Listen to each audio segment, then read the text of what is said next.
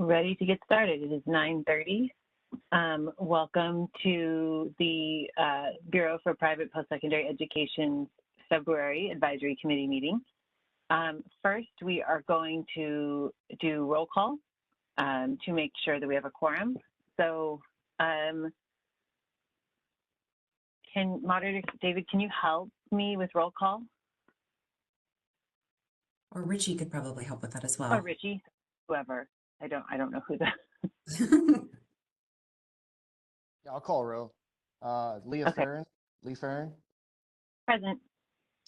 Tess Crakier, Present. Robert Boykin. He's not here. Kansen Chu. Here. Melanie Delgado, Present. Joseph Holt, Present. Robin Smith, Present. Tracy Tambasia, This is the moderator. I just connected her. Circle back to her. Michael Zimmerman, Present. and it looks like we don't have representative for Senator Ashby or Assembly Member Fong. We have a quorum. Wonderful. Thank you so much, Richie. Appreciate it. Okay, so as usual, today's meeting will be run according to the Bagley-Keene Open Meeting Act and the Brown Act. Under the state rules, advisory committee members are required to appear on camera during this meeting. Any members that are unable to be visible must announce the reason for their non-appearance when they turn off their camera. I know that feels awkward, but it's what we got to do for transparency. We are, as you all know, on WebEx. If you remember, please announce yourself by name before speaking, just for the clarity of the record. All advisory committee members are able to unmute themselves to speak during the meeting. Please place yourself back on mute when you're not speaking to reduce background noise for others. We will ensure that all comments from advisory committee members and speakers are heard before proceeding with the agenda. The advisory committee welcomes public comment on any item on the agenda, and the committee will ask for public comments on each agenda item prior to any potential action being taken. During each agenda item, the moderator will activate the Q&A feature of WebEx and will ask anyone wishing to make a public comment to indicate that they would like to do so. The host will then call on individuals who have indicated they wish to make public comment by the name that they joined the WebEx event. When called upon, the host will unmute the microphone of the individual and they will have 3 minutes to make their public comment. After the 3 minutes have passed, the individual will be placed back on mute. Only one public comment per agenda item is allowed per attendee. During agenda item 2, which is public comment for any item that's not on the agenda, the advisory committee has limited the total public comment period for individuals to 30 total minutes. On any other agenda item, it's limited to 20 total minutes, and there will still be a 3-minute limit for each individual. Let's see. All speakers, please stay on topic and keep your comments to the allotted time and the allotted agenda item. If members of the public have a question for the advisory committee or the Bureau as opposed to a comment, those are best submitted via email. Advisory committee members are not able to respond to any questions or comments during the meeting. The email address that the public can use is bppe@dca.ca.gov. I'll share that a couple more times during the meeting, but just as an initial reminder, committee members are not able to engage with the public during the meeting. The public comment is purely a comment period. And with that, all of the technical stuff out of the way, we will get into the agenda, and I'm just switching tabs. Sorry, there's a lot of things going on, and I've been having some technical challenges today, so just trying to make this all work. Okay, so first, we are moving on to agenda item number 2, which is public comment on items not on the agenda. So if there's anyone wishing to make a public comment, now is the time to let us know. And moderator, could you put up the, yes, there we go. There's the slide that tells you how to do it. So we are open for public comment for items not on the agenda. If you'd like to make a comment, please raise a hand by tapping that hand button at the bottom of the screen. Dial-in users, dial *3 to raise your hand. And for our mobile device users, you may need to hit the ellipses button, that's the ... at the bottom, and cycle through one of 3 different pages in order to find your hand. As stated before, you'll be given 3 minutes to speak, and I'll give you a 30-second warning before your time expires. We're going to take just a few seconds now to see if we have a request for public comment.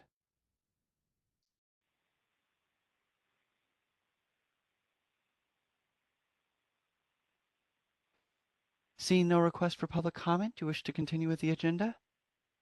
Yes, please. Thank you. Okay, we're moving on to agenda item 3, which is review and approval of the November 13th, 2024 Advisory Committee meeting minutes.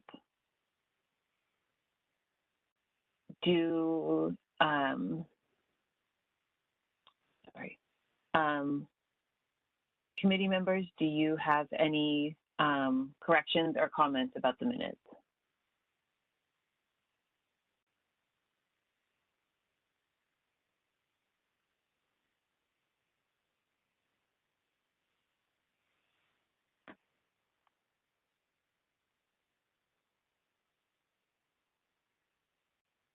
Okay, hearing none.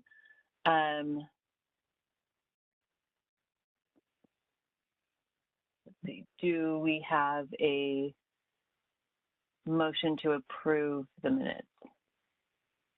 Or do Make I a need to do public comment first? I don't know why. Every time I get confused about the order. My apologies.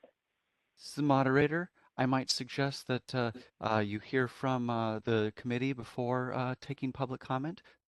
Yes, I did. No one from the committee spoke up, so I don't believe that there Oh, are any comments. I mean the motion. Take the Okay. motion and then Okay. public comment is my suggestion. Okay. Make a motion to approve the minutes. Second that motion. All right. We have a motion and a second. We will.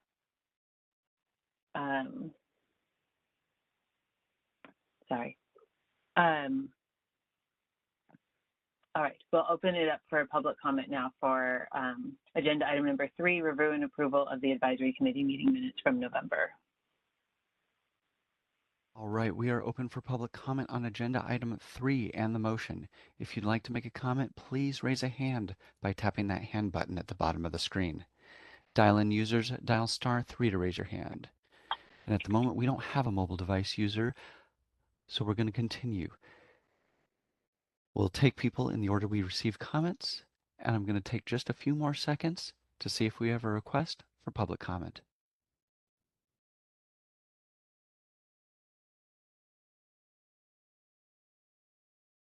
Seeing no request for public comment, do you wish to continue with the motion? Yes, please. We will take a vote. Okay, I can run down the list of folks. All right, so the motion on the table is to approve the committee meeting minutes for November. Tess Craker, Aye. Tracy Tambasia.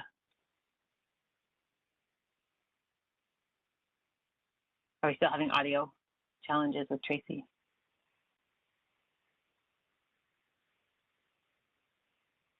Yes, This can you is- hear me? I can hear you. Yes, and apologies, still trying to make video work. That's okay. You've announced you have technical difficulties. We're all good. Melanie Delgado, Yes. Joseph Holt, Yes. Robin Smith, Yes. Michael Zimmerman. Oh, you probably are abstaining. Yeah. Canton Chu.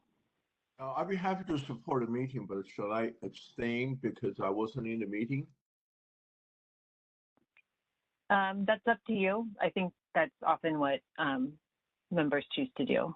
Okay, I'll abstain. Okay.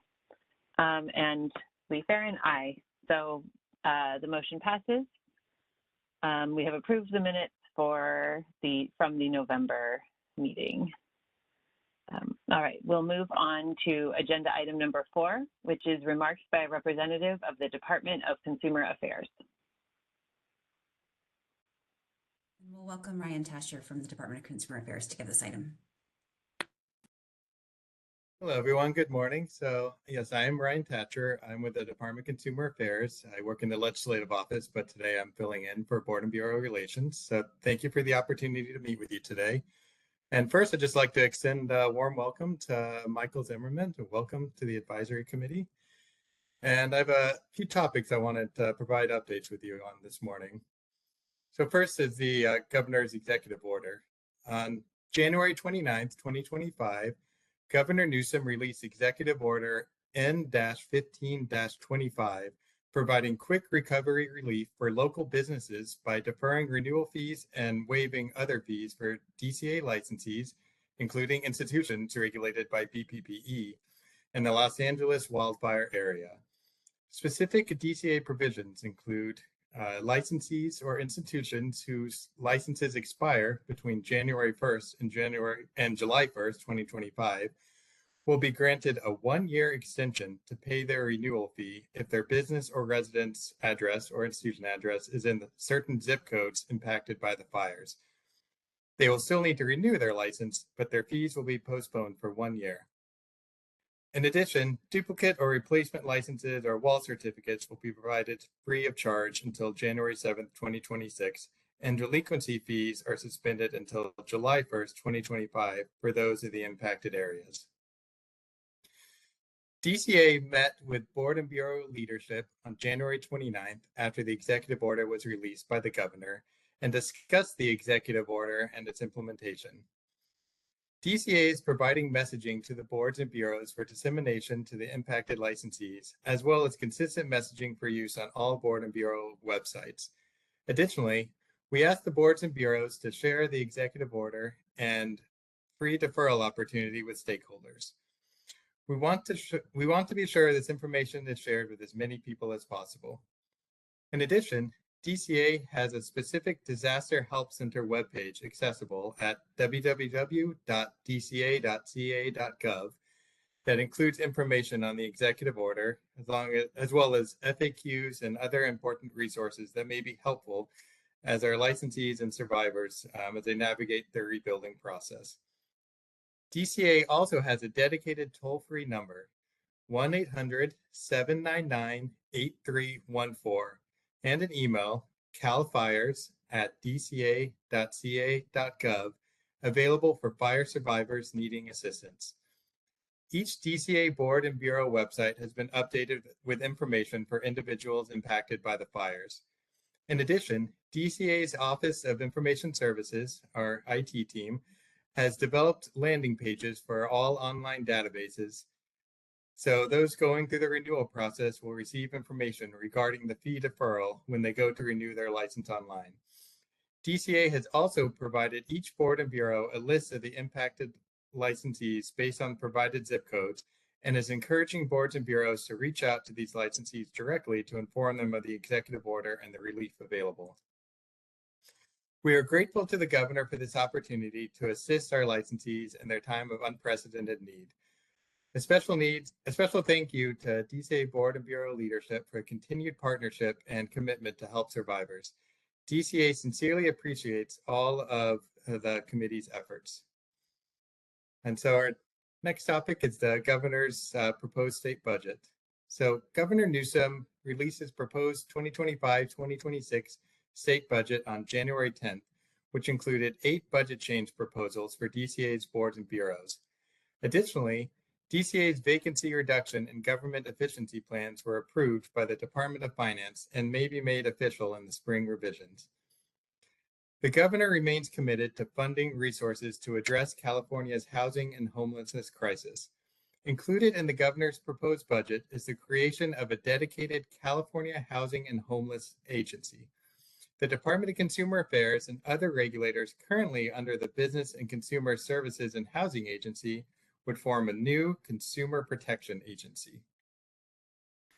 This is an extraordinary opportunity for DCA to better align with other consumer protection entities as one consumer protection agency.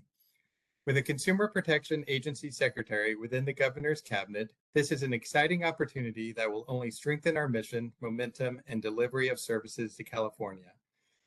The Governor's reorganization proposal will be reviewed by the nonpartisan Little Hoover Commission and the legislature in the spring.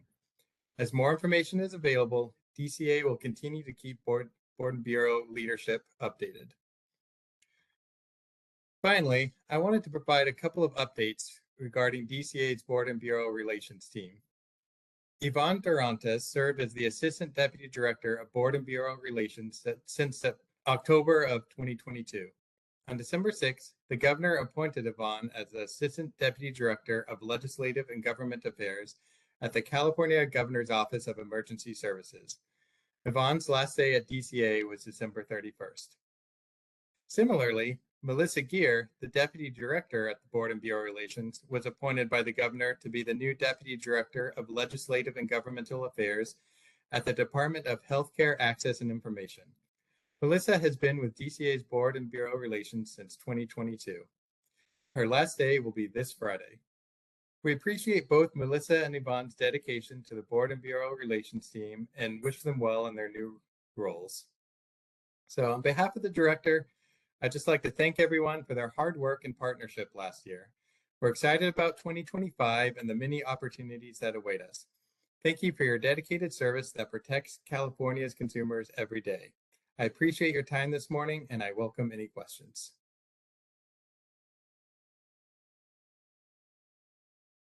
Thank you. Any committee members, any questions?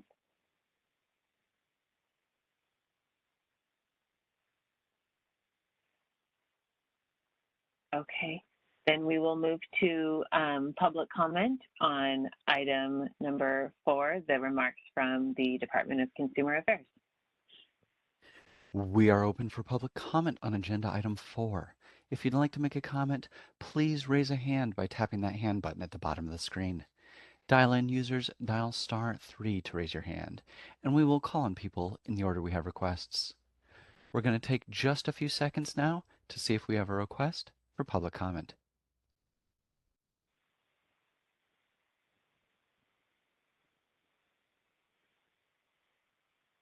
Seeing no request for public comment, do you wish to continue with the agenda?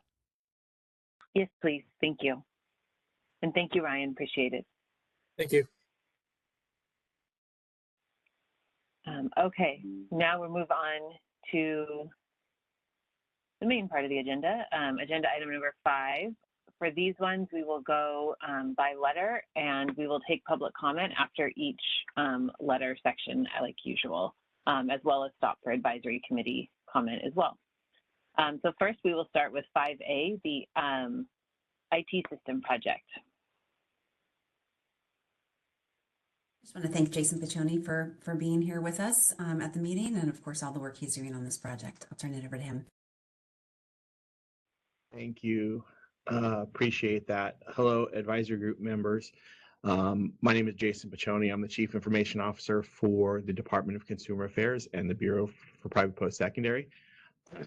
I've come to you over the last few meetings, minus the last one where Debbie provided an update, to speak on the IT project. And I'd like to provide a short update that just states that we're on target for what Debbie reported last meeting of spring of this year for 3 major business outcomes. One being the conversion from our, I'll call it legacy system, our older system called SAIL, a complete data conversion onto our new platform called Connect, as well as online annual fee payments and quarterly STRIF submission. So those are the 3 primary larger business outcomes targeted for the next couple of months, and we're on target to land those as planned. That's the update. I'm happy to say that we're on target, and I'm here if there's any questions.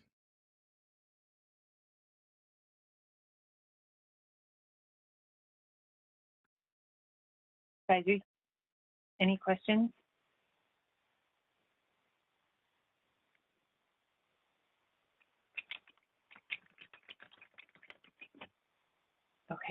then we will open up item 5A, the IT system project update, to public comment.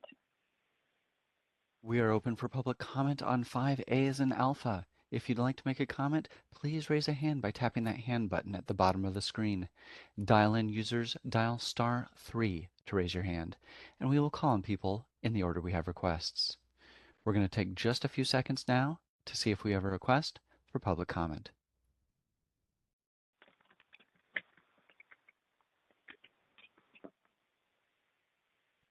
Seeing no request for public comment, do you wish to continue with the agenda? Yes, please. Thank you. Thank you very much. Appreciate it. We will move on to item 5B, the licensing report. Wonderful. Well, actually, our licensing chief, Greg Donkerbrook, is not available to be here today, so I'm very excited that our deputy bureau chief over administration and licensing will be filling in to share our licensing report and some overall thoughts. Manila? Thank you, Debbie. Good morning. My name is Manila Vongmeni, and as Debbie said, I'm filling in for Greg, who's unable to make it today. I'll give a high-level overview of the slides, provide some of my observations as the Deputy Bureau Chief over the relevant units, and do my best to answer any questions you have. Next slide.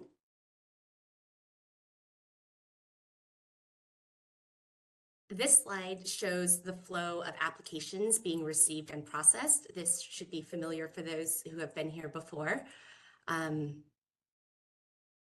Next slide.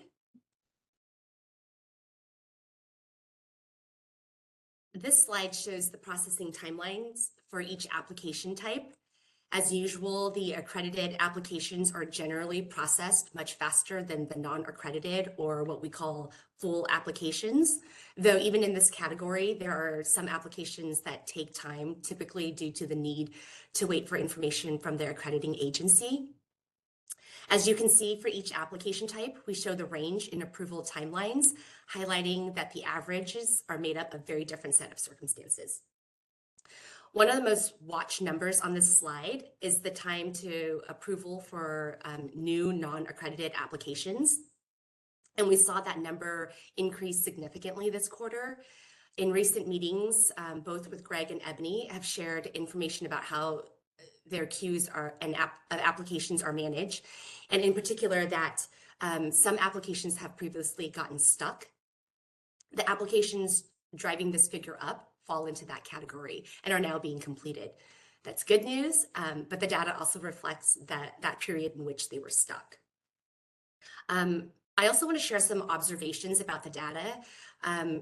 There is a backlog issue, and we are looking closely at all of the data within the teams. We're looking at where we have those backlogs and how to best address them, and where we could find efficiencies to improve the approval times. We are looking critically at the licensing and QEU partnerships because they are interdependent, directly impacting each other's timeline. Other observation is I want to acknowledge that that over the past year, the Bureau has undergone several transitions in the management team, which naturally brought shifts in priorities and adjustment in workflow. However, with change comes an opportunity to define business processes and align our resources effectively. I want to also acknowledge that we have a resilient team. Staff has continued to work diligently to process applications while adapting to the evolving priorities. Our team has made steady progress as we implement process improvements. And now with a more stabilized leadership team, we're focused on streamlining processes to improve timelines by leveraging lessons learned over the years and understanding the needs of our stakeholders. We've implemented surveys in our workshops, in our licensing workshop, and has received meaningful feedback from stakeholders about our webinars. We have positive reinforcement and will continue to do the right thing. And we see opportunities for improvement as well. We're actively considering how best to present this work and the work of the licensing and QEU teams more generally to the committee. And the processes presented here are complex. They involve multiple teams, and we continue to look for ways to demonstrate this in these slides and meetings. Next slide. This slide illustrates location breakdown and approval type distribution. Next slide. I want to remind folks about our monthly licensing workshop where attendees will get an overview of the application and get real-time answers from our facilitators. What you see are the dates for the webinars and encourage folks to sign up. Next slide. That's the end of the licensing presentation. Before I pass it to the next presenter, what questions do you have for me? I'll start with the advisory committee members. Anyone have questions for Manila? Thank you so much. I do. I have a question, and a comment for the record as well. Thank you, Manila, for standing in. You did a fine job in bringing us up to speed. The first question, in previous meetings, we've discussed the like a chess clock analysis to determine for these very long applications how much time is spent in whose court. The anecdotal response often from the Bureau has been that schools are slow to respond or non-responsive, and that on analysis we'd see that most of that time or much of that time anecdotally is waiting for the school to respond to a deficiency notice or otherwise. One key barrier to that visibility has been the technical system, that is the IT system. And as we heard in the last report, you're nearing implementation and completion of that. Can you report that there has been specific implementation of tools or data flags that will provide that visibility in future, that in some future meeting in the not distant future, the Bureau would be able to determine how much time a full approval application spends with each responsible party? I think so. That's why we're excited about Connect. I think that it will allow us to identify where the workflows are at and how long they're at, how long they're at in each step of the adjudication process. I do also see that there's an opportunity for us to strengthen our relationship with stakeholders and getting them information about deficiencies and working closely with them so that we can minimize the amount of deficiencies that are coming in. I hope that we could leverage our webinar to reach stakeholders and get them the information that they need so that when the applications are submitted, we see less issues. And then a quick request is that in a future meeting, if in this report, if we could see an example of when things go right. In those aggregated numbers, you're closing, as you mentioned, just in this current quarter, you're closing some that have been pending for so long, and a mean average of days in that case is pushed up by outliers, by negative outliers. Could you take like the top 30% of cases? So like the shortest 30%, what does success look like? Which I think would be helpful for our community, that is institutions, to determine if I have all my ducks in a row and everything's lined up, like what's possible, what does good look like? So maybe the top 30% of cases, what's the median distance in days for that group? So I'd love to see that in a future report. And finally, just a comment more for the record on this subject, that at the Bureau and we as a community broadly, as the regulator and then the institutions that serve students in the state, there is a disconnect between our necessary vigor to approve, to address unapproved institutions. Like you have to be approved, you have to be an approved institution to do this. Unaccredited schools, and we have a bureaucratic process set up to support that. Unaccredited schools tend to be very small operations, individuals, sole proprietors that are pursuing a passion and then choosing to choose students in a field that maybe they came from themselves is a sort of a common mode for that. 500 days is way too long to functionally have a business plan to say, I want to do this thing, I'm going to go through the steps and then I'm going to execute it. From every respect, in terms of securing space, identifying staff, all of those things, 500 days to get approval is too long, and there is a gap between the state's need and desire to have only approved institutions operating and then building a bureaucratic process that takes more than a year for somebody to receive approval. And I know that we share that instinct, and we want to continue, as you pointed out, to pursue with vigor and energy a reduction in that timeline, because it is simply too long. Thank you for your comment.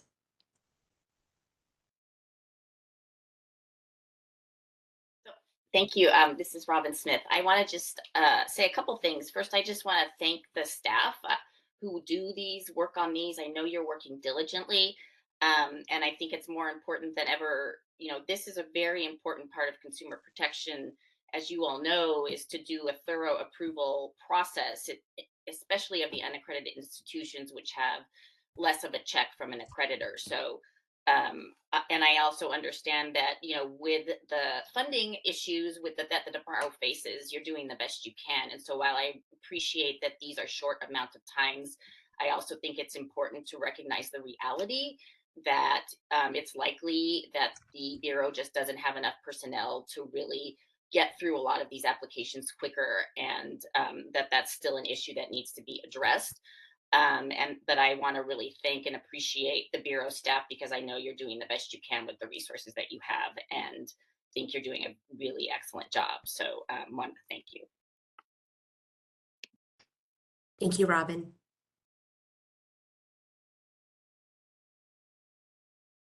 Any other committee members? One question I have along that line, and I don't know if this is something possible, is there an estimate of sort of how much more staff you would need that does sort of the licensing checks to be able to sort of reduce the backlog that exists, or the time frame, for example, 500 days for unaccredited? Do you have any estimate of sort of what additional personnel you would need to be able to move things along quicker? That's a good point, Robin. I think that the leadership team and I need to look critically at our business process and really dig deep into like what's causing some of the backlogs. Like I said, there's a lot of factors that goes into approving an application, and so there's a lot of external and some internal factors. So I think we have to look critically at that before I could answer your question. I could just chime in with one comment as well too, and I really appreciate the comments from all of the members so far. I think on that point about personnel, Manila talked a bit about it already, but the unaccredited school applications do go through two separate units, with the licensing unit as well as the quality of education unit, and that is both essential, right? Because those are the institutions where we don't have an accreditor that is also reviewing educational quality. But it also creates some complications procedurally and staffing wise. Robin, as you were mentioning, the education specialists in the kind of state hierarchy are very specialized positions, kind of hard to come by. And we need to make sure that we're using those resources wisely. And that's, some of you will remember that we recently at the Bureau split the Deputy Bureau Chief role into two roles in order to allow for more intensive focus on some of the intersections between units in a way that I think would help overall. And this is why I'm just so excited that Manila is both able to present here today, but has also really kind of been able to sink her teeth into some of these procedural issues, because again, yes, staff is very helpful, but also which staff and how are those staff employed and used to greatest effect is, top of mind for her, and as well as the chiefs and the staff under her. So I think those are great questions. And I just wanted to say, I'm really excited about the types of questions, the types of initiatives that she and her teams are working through. So hopefully we will have some exciting news to report out in the coming meetings.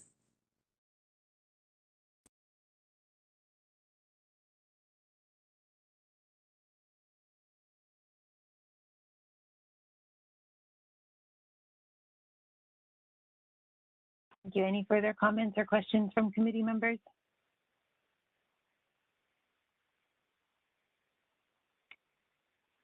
Okay, Hearing none, we will move to public comment for item 5B, the licensing report. We are open for public comment on 5B as in Bravo. If you'd like to make a comment, please raise a hand by tapping that hand button at the bottom of the screen. Dial-in users, dial *3 to raise your hand, and we will call on people in the order we have requests. We're going to take just a few seconds now to see if we have a request for public comment.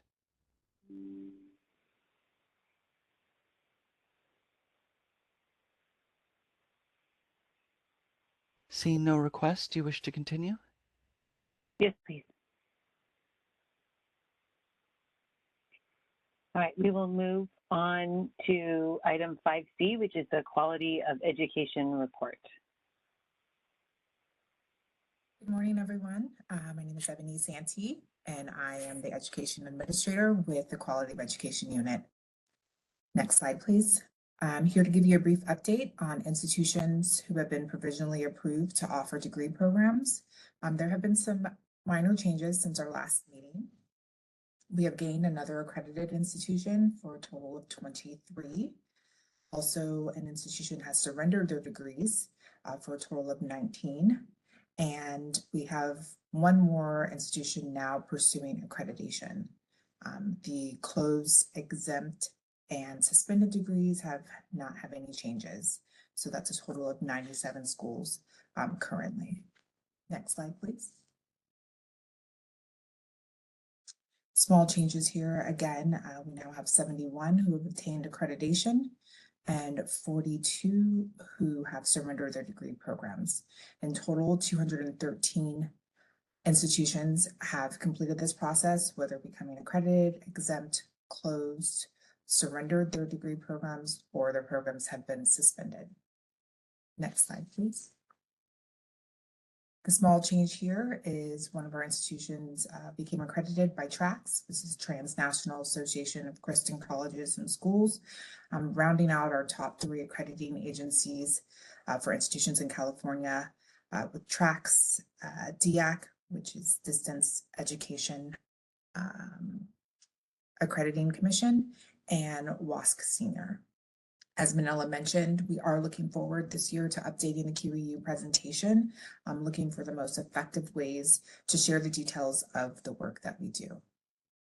That concludes my presentation. If you have any questions. Any questions from the committee members?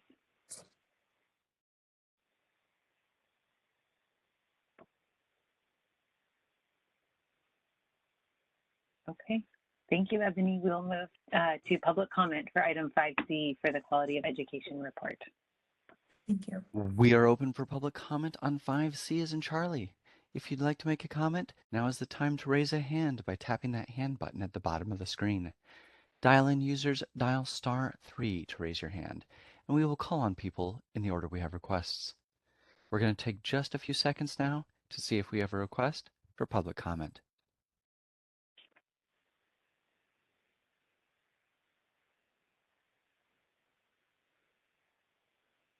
Seeing no request for public comment, do you wish to continue? Yes, please. We will move to item 5D, which is the annual report update.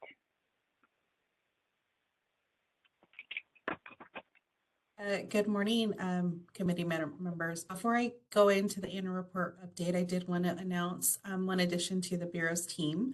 I am very pleased to announce that the Bureau has filled my former position. I want to welcome Eric Cassada as our new compliance chief over the compliance and annual report compliance units. With over 7 years of leadership experience overseeing facility requirements and compliance inspections in his prior work history, Eric brings valuable expertise to the Bureau. In just a second week, he's already making an impact, and I would welcome you to join me in welcoming him to the Bureau. And Eric, if you are available to come on camera and say a little something. Thank you, Elizabeth. Good morning, everybody. I'll keep it brief. I'm extremely happy to be part of the Bureau and look forward to growing and making more significant contributions in my new role. So thank you guys for having me. Thank you, Eric. I will now go ahead and start the annual report update. The annual report compliance unit remains fully staffed. Staff are continuing to process the 2023 annual reports. Next slide. Whoever's handling the slides, thank you. Sorry, Bureau staff are continuing to process the 2023 annual reports, which were due to the Bureau on December 1st, 2024.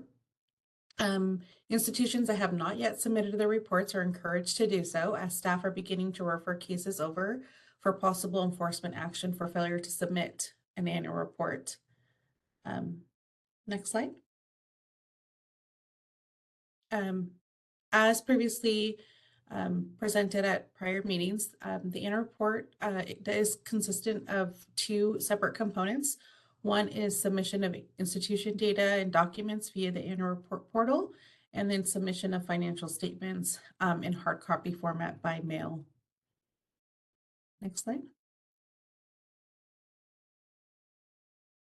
The Bureau has reviewed annual report data that we pulled as of January 29th, 2025. This data reflects the number of institutions that accessed the portal to begin the submission process. This data does not reflect institutions who have submitted a report, only that they've accessed the system to start the process. Through continued outreach and enforcement actions against institutions that have failed to submit reports in prior years, we have seen an increase in institutions starting the annual report submission process on time. For the 2023 reporting year, a greater percentage of institutions accessed the portal on or before the due date compared to previous years.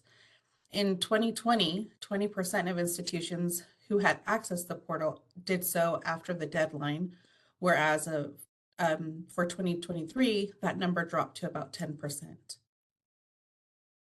Next slide. The Bureau continues to offer school performance fact sheet workshops to help institutions understand and comply with the relevant laws and regulations related to school performance fact sheets. These interactive sessions provide valuable information, and we strongly encourage institutions to participate, even if they've done so in the past. The next workshop is scheduled for March 21st, 2025, and institutions can register online at the Bureau's website. And then lastly, I would like to commend the annual report compliance team, as they are a very, very small team, but a dedicated group managing a large volume of data. I now welcome any questions from the committee. I'll just make one comment. I think it's nice to see like the learning curve, right? Like it seems like, it just took a minute for folks, but seeing that lower percentage of folks, initiating after the deadline and the number of folks who submitted earlier, shows it's working and all your outreach and support is working. Other comments from the committee members? I would echo that, Leah, totally agree, and also would commend the technical advancements in the actual application tool itself. The technical systems have been notably improved over the last several years, and I know are continuing in that direction. So thank you for your thoughtful work in that regard and your support of institutions. Thank you.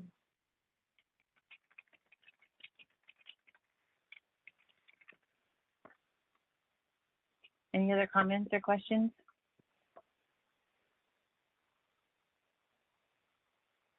Okay, we will open it up for public comment for item 5D, the annual report.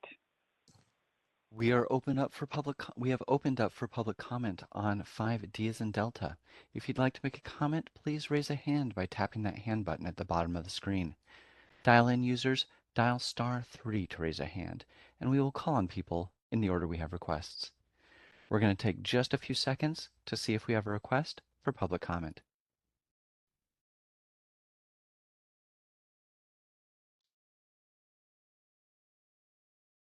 Seeing no request for public comment, do you wish to continue with the agenda? Yes, please.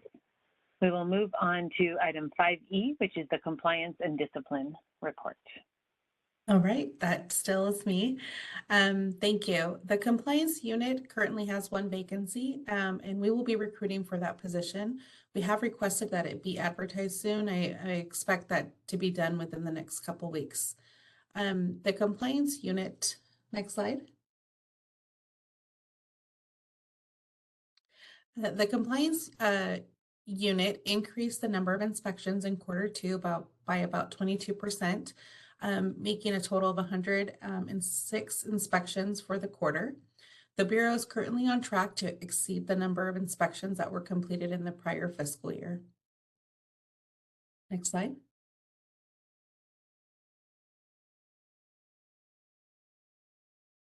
Next slide, please. To date, we have conducted 97 unannounced inspections and 96 announced inspections. Staff assignments for upcoming inspections have already been made, with the majority designated as unannounced inspections.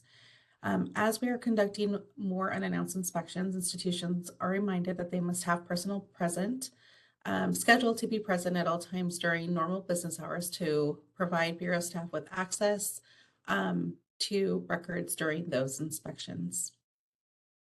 Next slide. This slide presents inspection results for the current fiscal year, categorized into announced and unannounced inspections. Inspection outcomes fall into 4 categories: no action taken, the Bureau issuing a notice to comply, which is for minor violations that are found during an inspection. An institution has 30 days to come into compliance with those minor violations. An institution may have material violations identified, and inspection staff will submit a referral over to our discipline unit for potential enforcement action. And some institutions may receive both a notice to comply and an enforcement referral.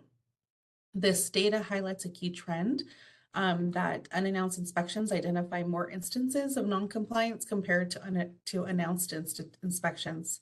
This could suggest that institutions are better prepared for the announced inspections, whereas unannounced visits provide a more accurate reflection of day-to-day compliance. Next slide. The Bureau continues to offer compliance workshops, which are held monthly. The next workshop is scheduled for March 19th, 2025. Next slide. Moving on to our discipline team. Our discipline unit is currently fully staffed. In Q2, the Bureau took 7 enforcement actions resulting from accusations filed against approved institutions. Accusations outline causes for discipline based on violation of Bureau laws and regulations. Among these actions, we issued 4 default revocations. This is where institutions did not respond to the filing of the accusation. We settled 1 case and allowed them to continue to operate while on probation. And we withdrew 2 cases where violations had been resolved. Next slide. In Q2, we had 1 enforcement action that was taken in response to a statement of issues, which is a document that's filed after an institution appeals a denied application. In this case, the Bureau granted an approval to operate after the institution successfully addressed the deficiencies in that application by providing satisfactory mitigation to the Bureau. Next slide. In Q2, the Bureau did not issue any emergency decisions or automatic suspensions. Next slide, thank you. As of December 31st, 2024, the Bureau had 31 cases open and pending action at the Attorney General's office. Of the cases pending, 10 had been filed and are public and pending adjudication. The others are still being processed by the Attorney General's office. Next slide. Moving on to citations, the Bureau issued 80 citations in Q2, putting it on track to exceed the number of citations issued in the previous fiscal year. You will also see the number of approved and unapproved citations issued to institutions year to date. In this case, we've issued a total of 154 citations to 144 different institutions. Next slide. And a reminder that the Bureau does post all of its disciplinary actions on the Bureau's website and can be found at the link on this slide. And lastly, and most importantly, I do want to recognize the compliance and discipline teams for their dedication and adaptability. Their ability to embrace process improvements and efficiencies has allowed us to exceed our benchmarks from prior years. I turn it over to the committee for any questions they may have. Elizabeth, just a quick question. Do you know at what point the April and beyond schedule will be out for compliance workshops? I actually believe workshops are already on our website through June. I don't think I listed all of the dates in this presentation, but on our website that is linked in the slides, I believe dates are already available. Okay, I'm on the website and maybe it's user error. I don't see a registration link beyond the March 19th, but we can connect offline, it's fine. Okay, if it's not there, I will definitely follow up with the team because I do believe they're at least on my calendar. So it could be an update with our IT team to get the link added to the website, but I will definitely follow up after this meeting. Perfect, thank you so much. You're welcome.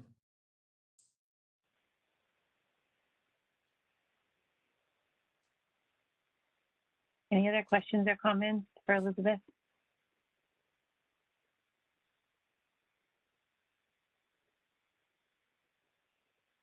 Okay, then we will open it up to public comment for item 5E, the Compliance and Discipline Report. We are open for public comment on 5E as an echo. If you'd like to make a comment, please raise a hand by tapping that hand button at the bottom of the screen. Dial-in users, dial *3 to raise your hand, and we will call on people in the order we have requests. We're going to take a few seconds now to see if we have a request for public comment.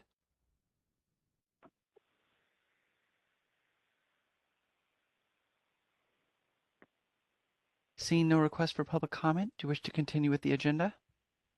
Yes, please. We will, thank you, Elizabeth. We'll move on to item 5F, the Complaint and Investigation Report.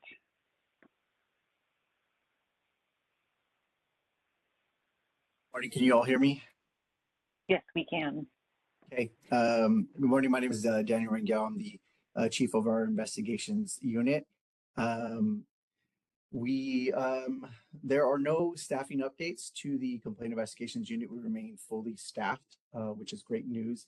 Our focus continues to be on training, developing, and supporting our team in conducting quality and increasingly efficient investigations. Next slide, please. In Q1 of this fiscal year, we received 288 complaints. In Q2, we received slightly less at 265 complaints, which is great. Next slide, please. The percentage breakdown for this is complaints received by school status. The percentage breakdown for each of the categories in fiscal year 24-25 have remained substantially consistent from Q1 to Q2. However, compared to fiscal year 23-24, we are seeing an increase in the percentage of non-jurisdictional complaints. As I mentioned at the last advisory committee meeting, starting last quarter and going into October, we received a large number of complaints from a group of students seeking updates on federal loan discharges. Those complaints contributed to the spike in the non-jurisdictional complaints, and they were closed and referred to the Department of Education. Next slide. The closed complaints in fiscal year 23-24, we completed an average of about 275 investigations per quarter. At the last ACM, I reported on Q1 of this fiscal year, in which we completed 257 investigations, which put us behind last fiscal year's quarterly pace. However, due to a strong Q2 in which we completed 304 investigations, we are now averaging about 281 complete investigations per quarter. This now puts us ahead of last fiscal year's pace. And like last fiscal year, I anticipate that we will finish fiscal year 24-25 strong. Next slide, please. This is a breakdown of the days to close investigations. Through the first 2 quarters of fiscal year 24-25, complaints within 0 to 90 days and 1 to 2 years remain our highest ranges for closures. Next slide, please. This slide reflects the number of complaints received at intake and the outcomes. The percentage of each category has mostly remained consistent from Q1 to Q2, except for closed non-jurisdictional. In Q1, this category accounted for about 14% of all complaints processed at intake. That percentage increased to 20% through Q2 for reasons previously mentioned. Overall, in these matters, our intake team does a wonderful job of referring or redirecting complainants to the appropriate agency. Next slide, please. This slide shows the outcomes of cases that were investigated, excluding those closed at intake. The breakdown of categories has remained consistent from Q1 to Q2. I will note that the investigations closed in the duplicate entry consolidated category are those consolidated cases into one case to improve our investigative efficiency, which I've mentioned in previous advisory committee meetings. There were no duplicate entry closures. That identifier was a kind of a carryover from some of our previous slides. So it is just the consolidated cases. There are no duplicate entry cases there. And next slide, please. And these are the top allegations referred to discipline from the investigations unit through Q2. Unapproved institutions continue to be our top allegation. Next slide, please. This is a breakdown of our pending caseload age. We are really making a push to address our oldest cases in these next 2 quarters and expect to see a significant decrease in cases over 1 year by the end of this fiscal year. And then this is our pending caseload. With a strong Q2, we were able to bring the number of pending cases down to 610. Even more encouraging, as of this morning, we are at 572 pending cases. Slide. And in closing, I would like to thank my team. You are under constant pressure to do this valuable work with accuracy, efficiency, and integrity. And you do it with zeal and grace. So I appreciate all of your efforts. That concludes my presentation, and I welcome any questions from the committee.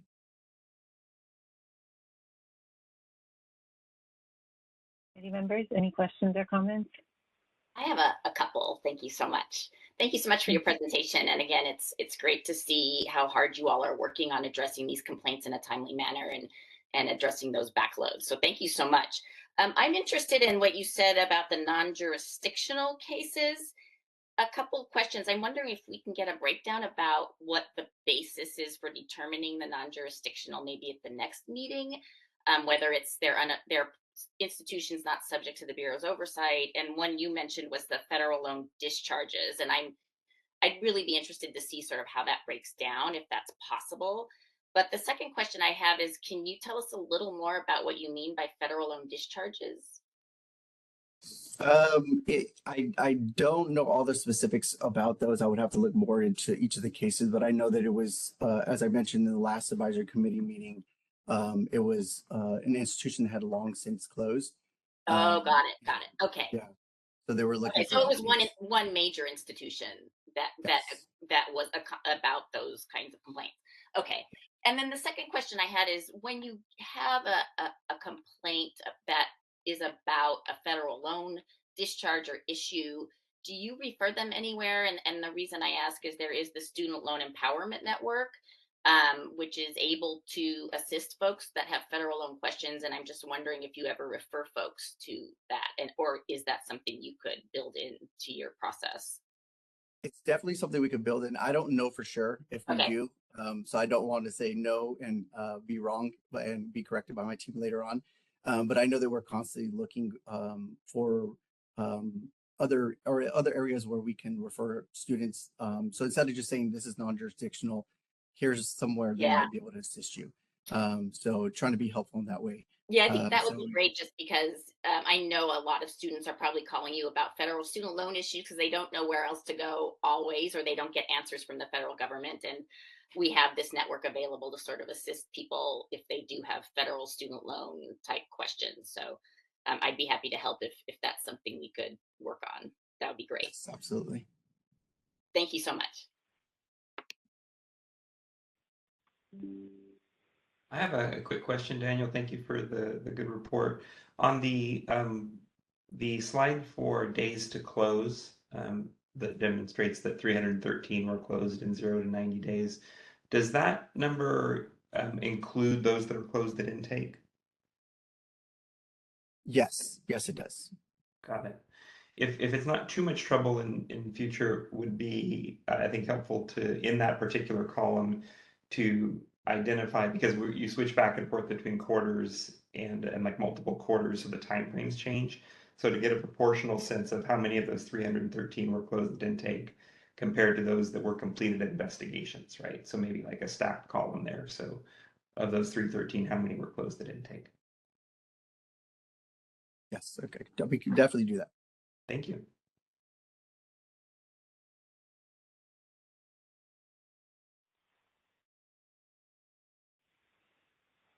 Any further questions or comments?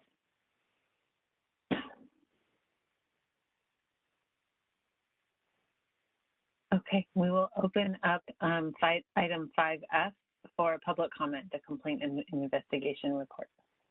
We are open for public comment on 5F as in Foxtrot.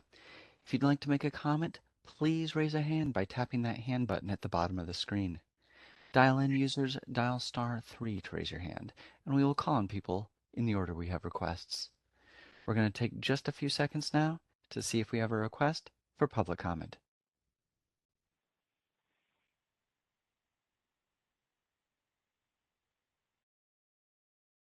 Seeing no request for public comment, you wish to continue with the agenda? Yes, we will move on to item 5G, the Office of Student Assistance and Relief. I would like to, I know who's doing this one, I'd like to welcome Scott to his last meeting. We may have some words to say later, but it's nice to see you. I appreciate that. Yep, I actually will start with those comments if that's okay, just by kind of letting the committee know before I jump into the charts and our data that I announced to the Bureau staff recently that I will be soon stepping away from my position as the OSAR chief and entering into my next chapter, which will be retirement. My last day with the Bureau will be on May 2nd, which in turn means that, as Leah mentioned, this will be my last BPPE advisory committee. I've always appreciated and valued the opportunity to speak publicly with this committee and also in any other forums that I've had the opportunity to do that about the work that OSAR is doing and has done to help students.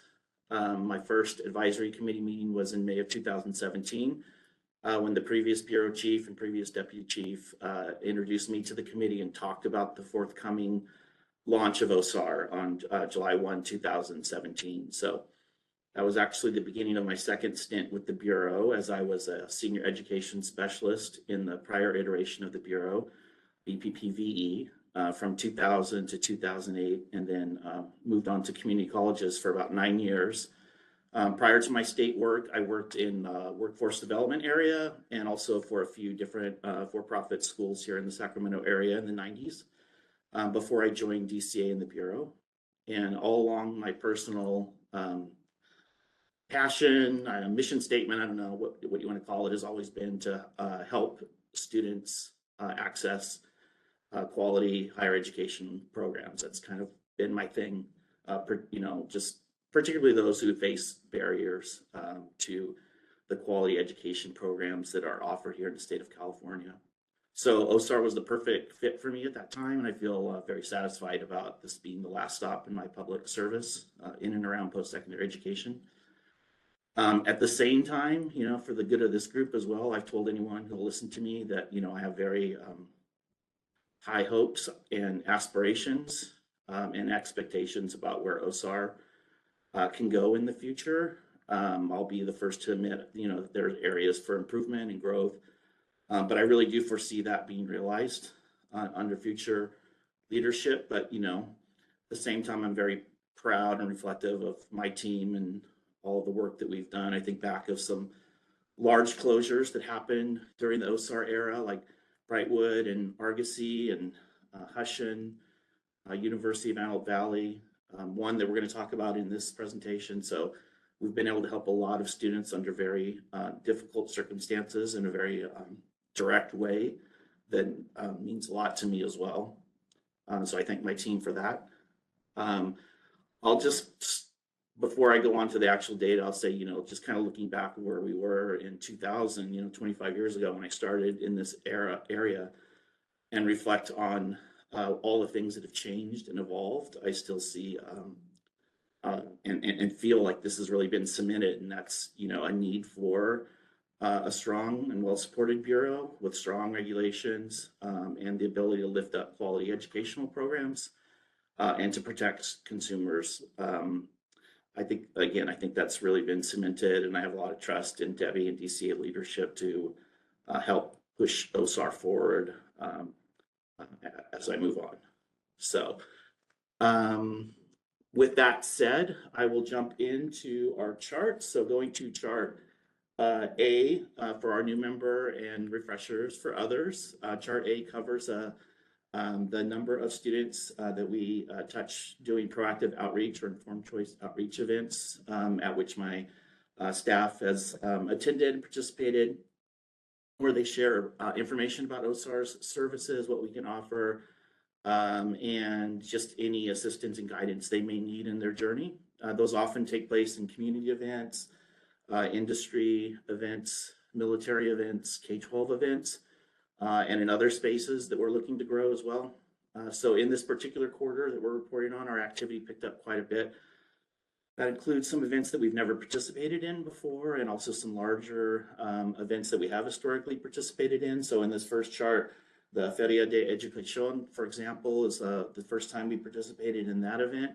If you can move to the next slide, you'll see the Pomona College and Career Community Day. If we can move to the next slide, please. Thanks. And then also, I'm sorry, I also wanted to mention the Visions in Education charter school event, which was an example of a new event in a new sort of space for us as well. There was also sort of a someone who had found out about OSAR through another event, really liked what we talked about and helped us help these K-12 families in their parent university model about post-secondary options and, you know, how to pay for college and things like that. So we're also excited about that. Chart B is represents school closures that have happened where we were successful in obtaining student rosters. Unfortunately, that does not always happen. So this is not reflective of necessarily all the closures that have happened in these first two quarters, but they're the ones that have happened where we've been able to get student contact information and therefore have been able to create an outreach effort through mass email, generally messages, other web posting and other stuff through other channels, but basically trying to get resources and information into the hands of students who've been impacted by these closures. I mentioned there was a very impactful one, and let's see, it is on this chart we're looking at now, which is the Federico College closure in Fresno. It was a cosmetology school that closed very abruptly and really caught a lot of students off guard. And we were able in a very timely way to start this process of helping them through this initial outreach contact, and it filters down through pretty much everything else I'm going to report on through this quarter. So if you kind of move on to chart C, you'll see we did both an in-person workshop and also a virtual workshop for the Federico students, based both on preference and just volume and need. And a lot of the issues around this closure were related to obtaining the records, proof of training documents so they could transfer to another cosmetology school, getting their ledgers so they could apply for STRIF. The school was not approved for Federal Financial Aid Administration. So there was a high percentage were cash paying students. So again, a high percentage of students' questions were about either STRIF or transferring to another institution, since we didn't have the federal loan element of this one. But I'm really happy to report on this. Also, a story that was relayed to me by my team when they came back from the in-person workshop. It's kind of reflective of the evolving of OSAR, and that was the workshop itself, after sort of a classroom style beginning, morphed into sort of a one-on-one STRIF application workshop, one-on-one opportunities for students who are filing STRIF claims. And we had one student who was able to create and register, create an online account with our Connect system, register, complete the STRIF application, and all the way through submittal right there in real time during the workshop, which is kind of like the best case scenario for those who are interested in STRIF reimbursement. So that was a very good outcome. And then moving on beyond the workshop itself, then we get a flood of phone calls and emails. D and E covers both our phone calls incoming and emails incoming from students where they've asked OSAR for assistance, and we've provided that assistance. Staff documents all of those in categorized logs that are then aggregated for this. And as you can see, the Federico impact there in October with a large bump up to 119 phone calls, 374 total so far in the first 2 quarters. And if you want to move on to emails, very similar there. You see the numbers bump up in October around closed school outreach. Of course, that was related to Federico, primarily, not exclusively, of course. And then the last sort of service deliverable is the one-on-one appointment. So in that initial email talked about in chart B, where we provide resources, links to our videos, handouts, an explanation of who we are, and offer for assistance, RSVPs for workshops. The other thing we also offer is, if you prefer instead to just meet one-on-one with one of my team, then we can set those up. And we, as you can see, saw that large bump up in October. So that is what OSAR has been working on, and that's my journey. So if you have any other questions, I guess speak now or forever hold your peace, or any observations, anything else, I'll be happy to hear it. Thank you.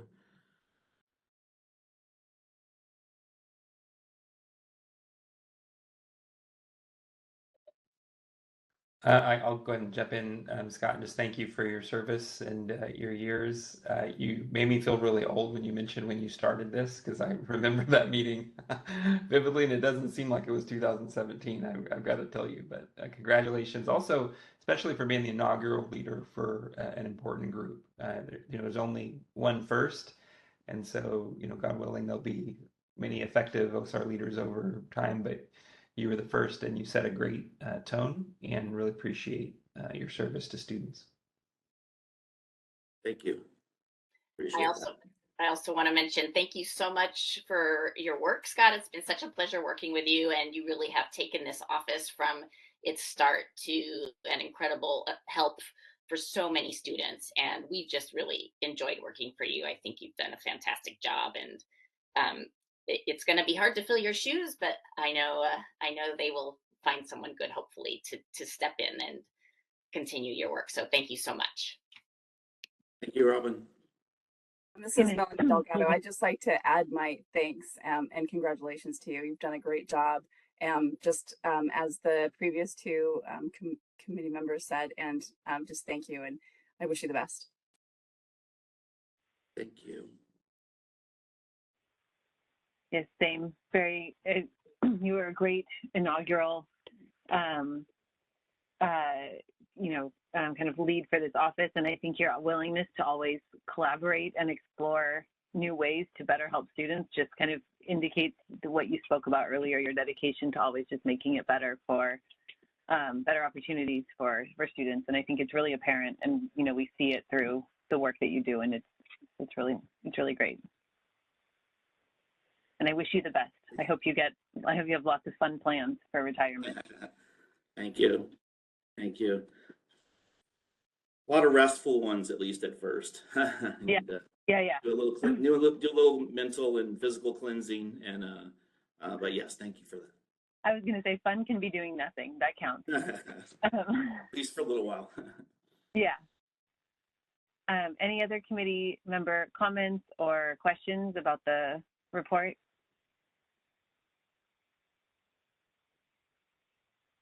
If I may just also chime in, take a moment before we go to public comment to just, of course, publicly acknowledge the role of Scott Valverde. I appreciate that Joseph especially highlighted being the first. I mean, there is no other team like OSAR in any agency like ours in the country. So this is not just a first for California. It is truly charting new ground here in California, and Scott did it wonderfully. And I also appreciated that he shared some of his history with BPPVE and in the higher education space more broadly. It has been an enormous privilege for me to get to work with him and to learn from him over the last few years.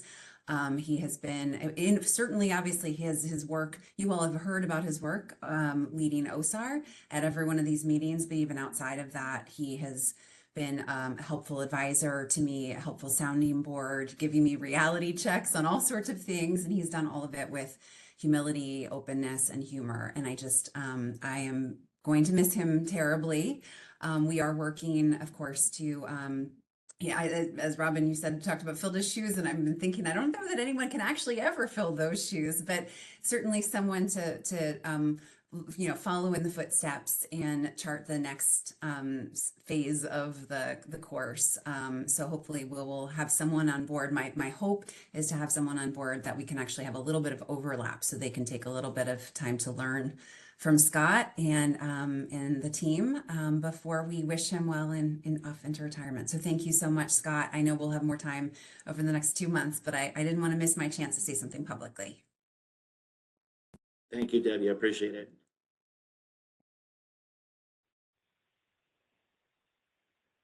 All right. Moving on then to public comment for item 5G, the Office of Student Assistance and Relief Report, or any more compliments for Scott are welcome as well. All right, we are open for public comment on 5G as in golf. If you'd like to make a comment, please raise a hand by tapping that hand button at the bottom of the screen. Dial-in users dial *3 to raise your hand, and we will call on people in the order we have requests. As a reminder to our mobile device users, you may need to hit the ellipses button, that's the ... in order to find your hand. We're going to take just a few seconds now to see if we have a request for public comment.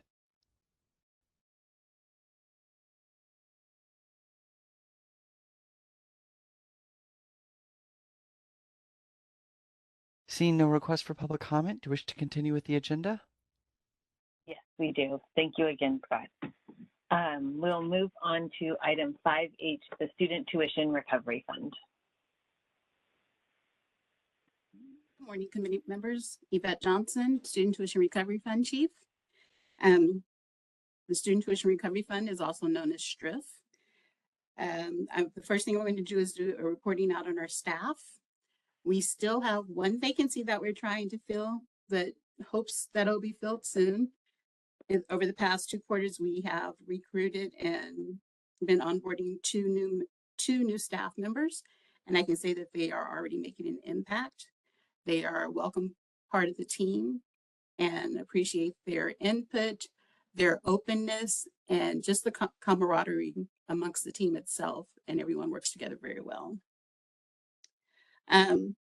A couple of other updates I'm proud to announce are we are currently, as you're aware, students are able to fill out the Student Tuition Recovery Fund application online.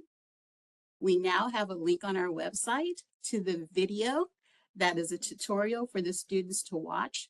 So in addition to the OSAR resources are available, they can now do self-help as well and watch the video, and it takes them on a step-by-step process through the entire video, through the entire application.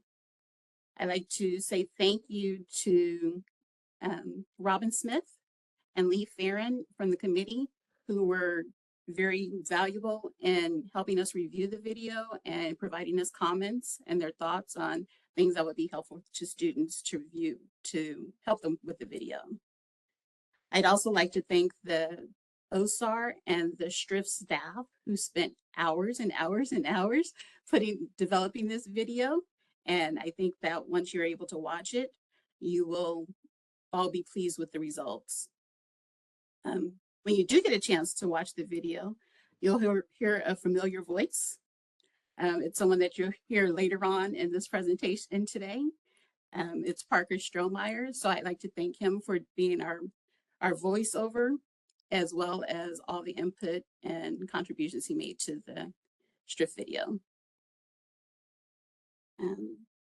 And in addition to the STRIF video going online, it was requested that we add the educational credit request form to our website. That is now up and available for students to utilize.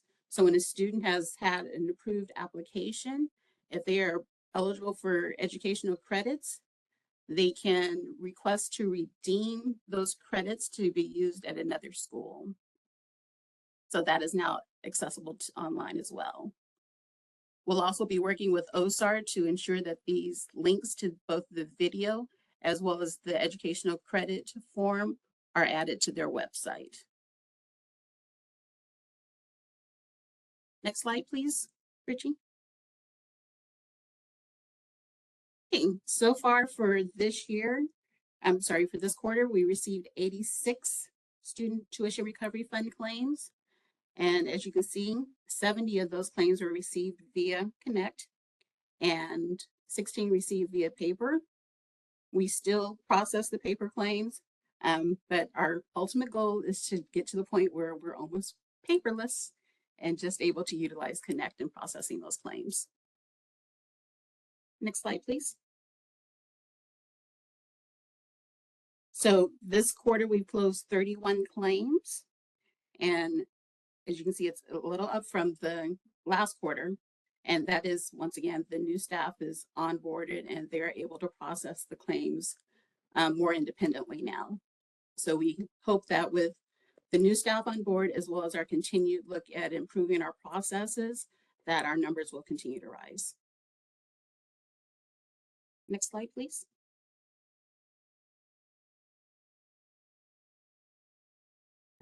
This is a breakdown of where our claims currently lie, the ones that are in process. We have 144 claims that staff have already worked, and they're now pending review with the manager. Staff are currently looking at and actively working 103 claims, and we are waiting for 60 claims for students that have not submitted enough information for the staff to process those claims.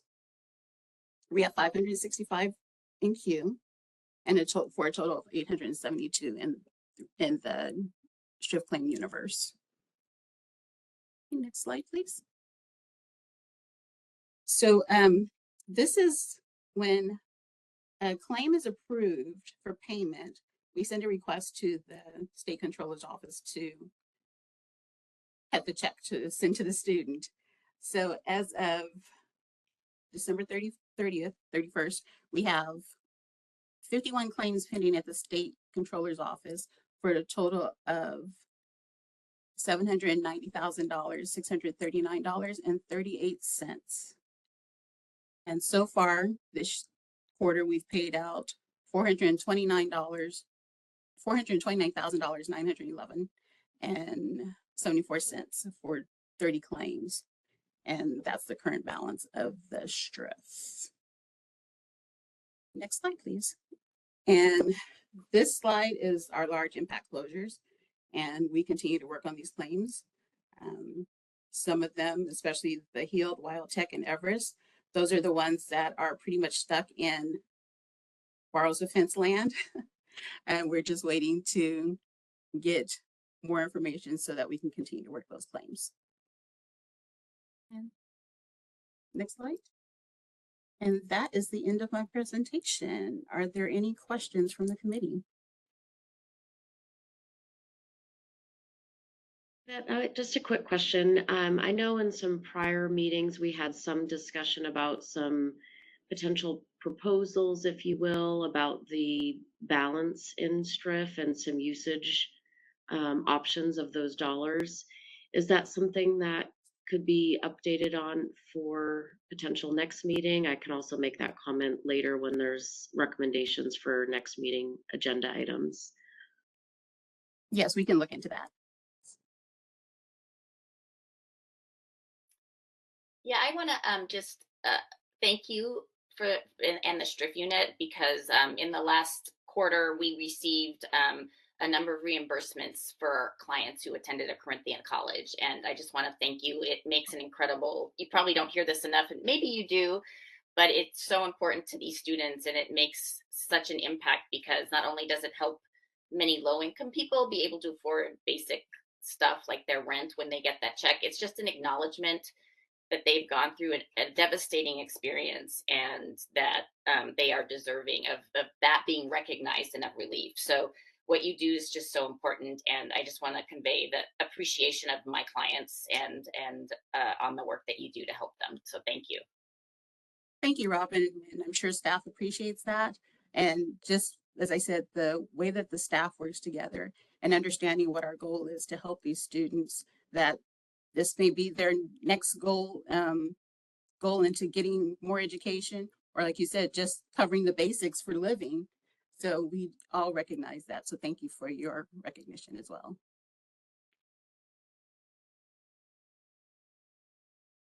I just had a quick question. I know one of the things in the past that we've often talked about is the trying to get in touch with students and the kind of waiting for their response. And it seems I'm not sure if I'm remembering the numbers right, but it seems like those numbers have gone down quite a bit. Does that, I mean, I don't know if you have a particular cause for it, but it would seem that the online application and the tutorial and all that kind of extra kind of informational work that you've done would likely have helped with some of that in terms of students just knowing what they need to do in the beginning. Does that seem, am I right that it's gone down in terms of like having to chase after students to get information? It has gone down some, and it's also depending upon the school that we're working on, and and whether they've had access and been through like the OSAR process, as well as just knowing about us. It makes a big difference in our purpose. That's fair. That makes a lot of sense. Okay. Any other questions or comments from committee members?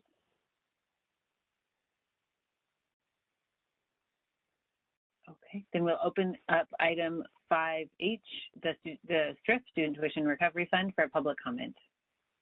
We are open for public comment on 5H as in hotel. If you'd like to make a comment, please raise a hand by tapping that hand button at the bottom of the screen. Dial-in users, dial *3 to raise your hand. And mobile device users, you may need to hit the ellipses button. That's the ... in order to find your hand. We're going to take just a few seconds now to see if we have a request for public comment.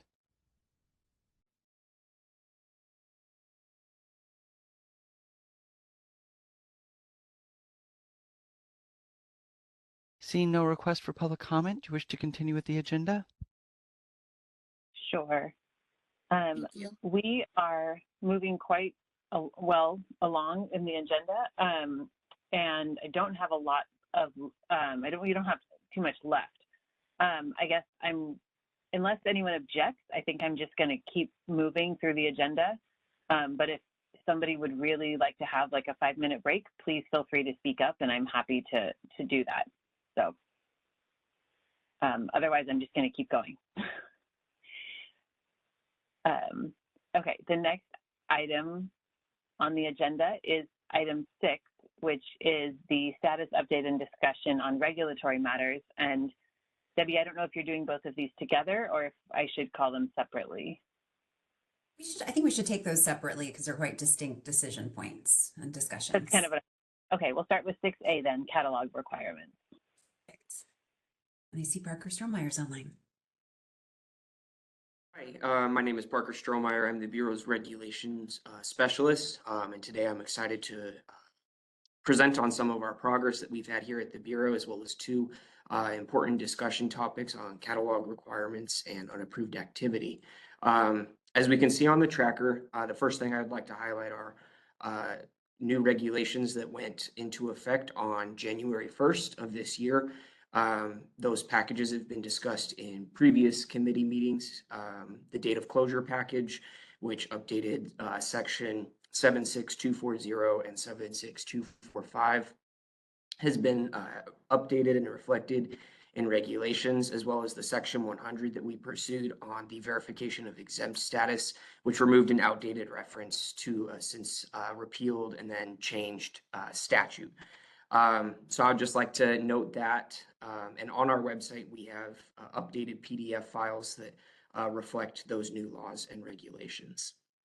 The second thing that I'd like to highlight on this tracker are two of our packages, the minimum operating standards refund policies package, as well as the expired approvals package, have since been noticed for public comment. And both of those 45-day public comment periods go through April 1st of 2025. And so I'm excited to report on that as well. And then we are excited to present, as I mentioned, the unapproved activity and catalog requirements discussion points. So I think that's a great segue into the next slide, please. And so with our catalog requirements, I would just like to direct to the meeting materials for today. There's a one-page memo as well as the relevant regulatory section 71810 and California Education Code section 94909. As we know, school catalog requirements serve as an annual disclosure tool. It provides information to students, the public, and other stakeholders about educational programs, financial aid, academic standards and policies, and more. The corresponding regulatory section 71810 has remained largely unchanged since its inception in 2010. There have been minor changes, but by and large, that section has remained the same since the Bureau's inception. So therefore, we're considering amending these requirements to ensure that they remain useful to students, to institutions, and members of the public. Some key considerations that we've examined so far are where additional specificity may be necessary to ensure that students have access to needed records and services. For example, subsection B15 requires disclosure of the institution's policies on the retention of student records, but it doesn't require that institutions specify how students may access those records. And other regulatory sections require an institution to make those records available during normal business hours, but does not require how those are to be specified. We also have subsection B12 that requires all student services be described, but does not include a requirement on how to disclose how students can access those services. And lastly, subsection B3 requires the disclosure of visa services for international students, but doesn't require information specific to those services. And one example is that an institution's principal designated school official, the PDSO, is not required to be included in the catalog. We're also considering opportunities to reorganize or restructure for additional clarity and alignment. For example, subsection A requires that catalog updates may be made via supplements and inserts, but some accrediting agencies require updates to be made directly to the catalog. Other reorganization, if we look to subsection B4 pertaining to language proficiency, may help to break the standards of that subsection into a more easily digestible format. Currently, there's a requirement A and B all listed together. And finally, a key consideration of the Bureau is ensuring continued utility of all required disclosure items and streamlining is necessary. For example, subsection B13 requires the inclusion of housing information in the catalog, but very few schools approved by the Bureau offer housing. And so the Bureau invites the committee's feedback on these examples and considerations, as well as other opportunities to improve school catalog requirements. And I'd like to open the floor up to all the members of the committee and thank you in advance for your feedback.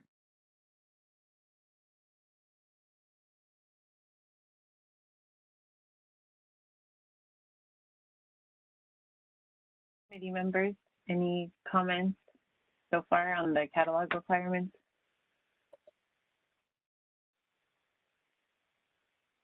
I'll just say briefly, I've read the suggested text and endorse those ideas. Don't see any concerns or problems. Feels like you're working on the areas that are most in need of update and don't have any further recommendations for augmentation.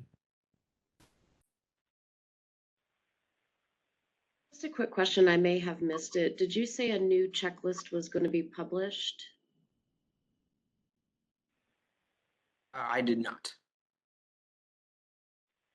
Do you have an update on whether there will be? What checklist are you referring to? The checklist that's provided to institutions on the catalog checklist?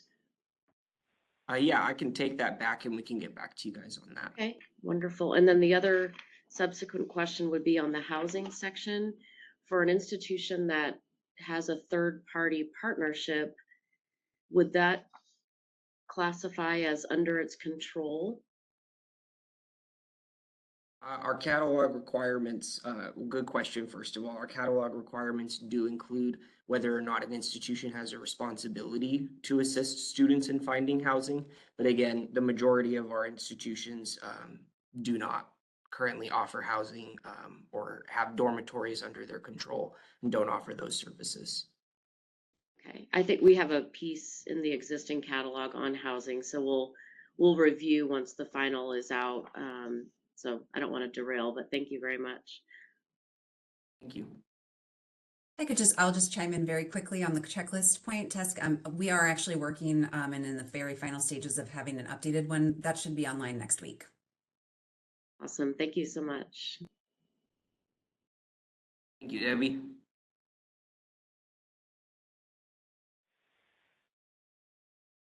Any further comments or questions from the committee members?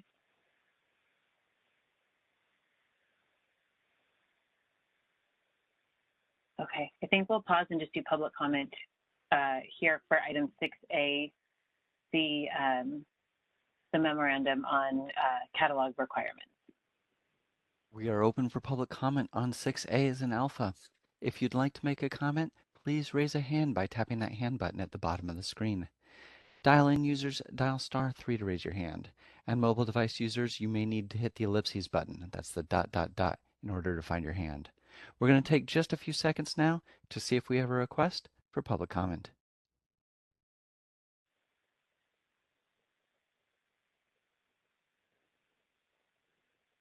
Seeing no request for public comment, do you wish to continue with the agenda?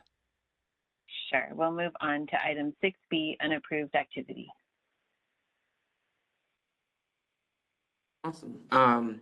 So I'm pleased to also be able to speak today on the Bureau's efforts to strengthen regulations related to unapproved activity. The Bureau is mandated by statute to proactively identify and take appropriate action against institutions that operate without proper Bureau approval. And to this, I would like to turn it over to our Deputy Bureau Chief of Enforcement, Elizabeth Elias, to speak further on the Bureau's experience in this area. Thank you, Parker. Members of the committee, thank you for your time to allow me to provide some background on this issue. When institutions under the jurisdiction of the Private Postsecondary Education Act of 2009 operate without an approval to operate or valid exemption, it creates an unfair advantage for compliant institutions. It undermines the standards of California's private post-secondary education system. And most importantly, it exposes students and Californians to the potential for significant harm. Over the last 4 fiscal years, the Bureau has investigated and cited over 80 institutions for unlicensed activity. These 80 institutions reflect a very broad range of situations. In the most extreme cases, the institutions cited had previously held an approval to operate, had it revoked, and then knowingly continued to operate despite the revocation. And on the other end of the spectrum, some institutions operated without any knowledge of the Bureau's existence. The proposed regulatory changes provide clearer guidelines for the assessment of fines, as existing law and regulations offer little to clarify the fine assessment process. It does so in two ways. First, the changes establish a minimum fine amount for unapproved activity, reinforcing the serious consequence of noncompliance, and serves as a meaningful deterrent. Without a minimum fine amount, some institutions may view these fines as merely the cost of doing business, rather than a mandate to comply with statutory and regulatory requirements that govern the private post-secondary industry. Second, the proposed language outlines how aggravating and mitigating factors would be considered when determining the fine amount. Aggravating factors may include harm to students, consumers, or the general public, as well as prior knowledge of the Bureau, as demonstrated through previous citations for unapproved activity or prior having held prior approvals.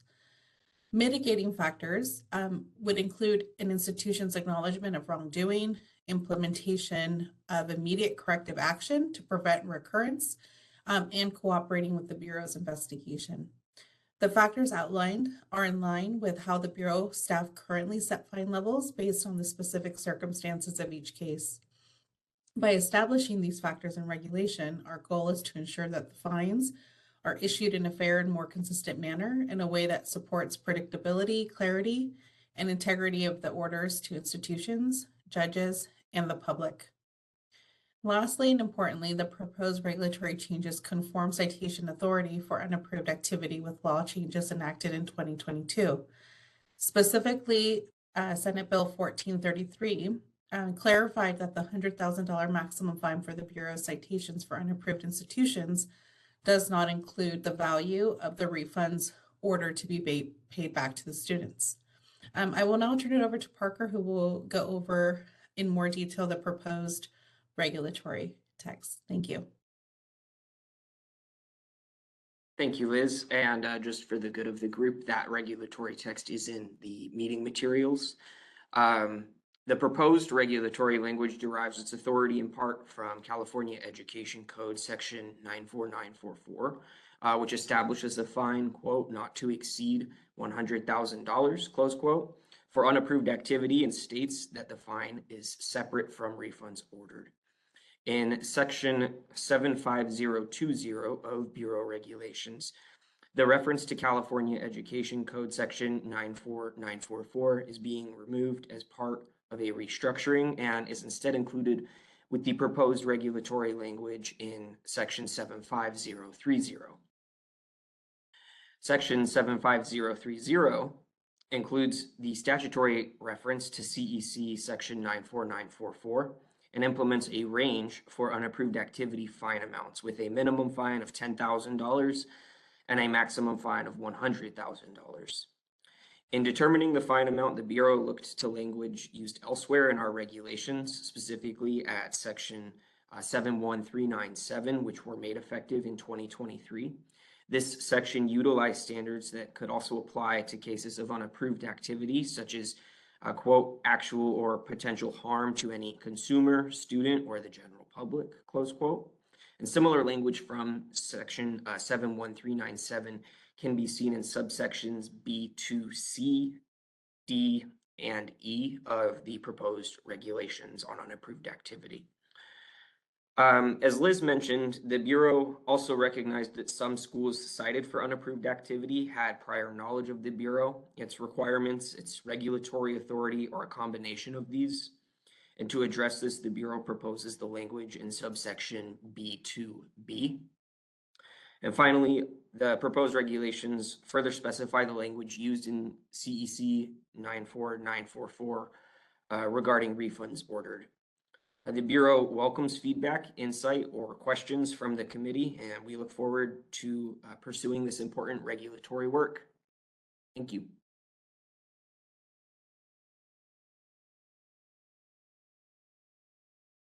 Any questions or comments from the committee?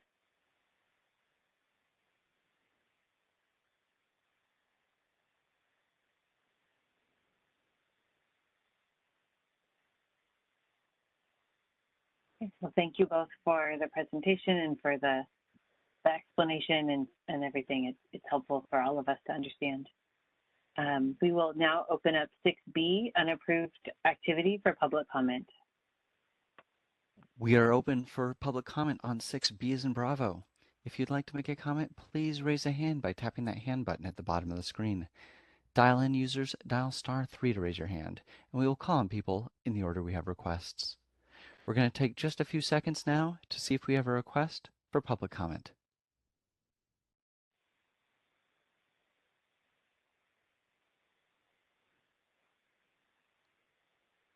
Seeing no request for public comment, do you wish to continue with the agenda?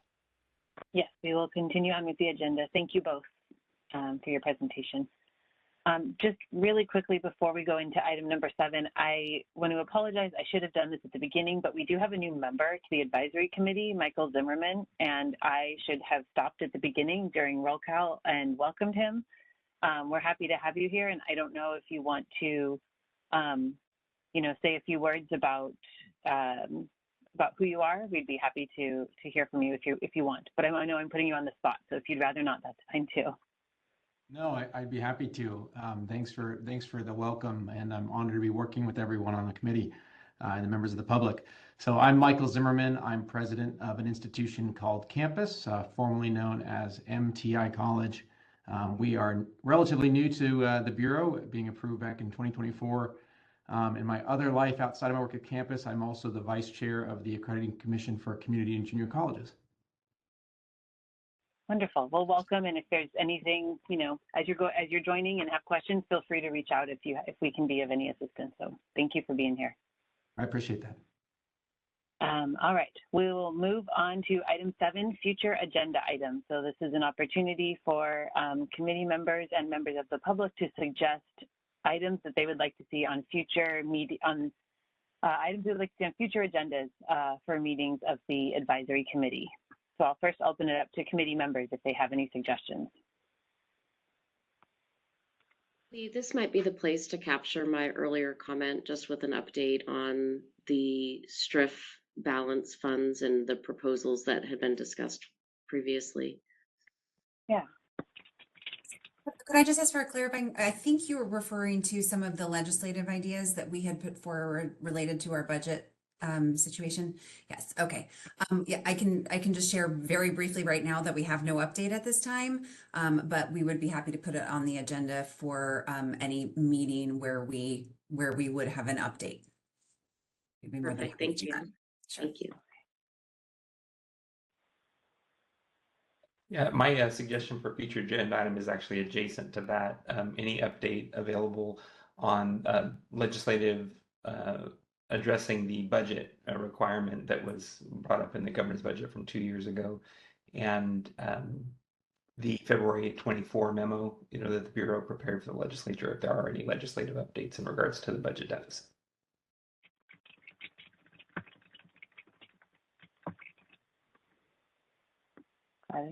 Any other suggestions or thoughts from committee members?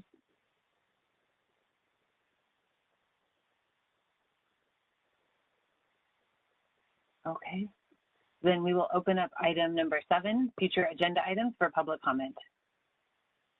We are open for public comment on agenda item 7. If you'd like to make a comment, please raise a hand by tapping that hand button at the bottom of the screen. Dial-in users, dial *3 to raise your hand. And as a reminder to our mobile device users, you may need to hit the ellipses button. That's the ... in order to find your hand. We're going to take just a few seconds now to see if we have a request for public comment.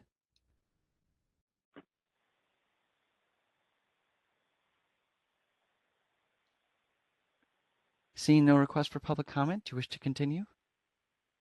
Yes, we will continue, and the next item is the adjournment. So that is the end of the meeting. We were very efficient today, so I appreciate all of the Bureau staff who presented and all of you committee members for sharing and participating. I was looking to see when the next meeting is. Okay, so our next meeting is for May 28th, 2025. So we are adjourned until then.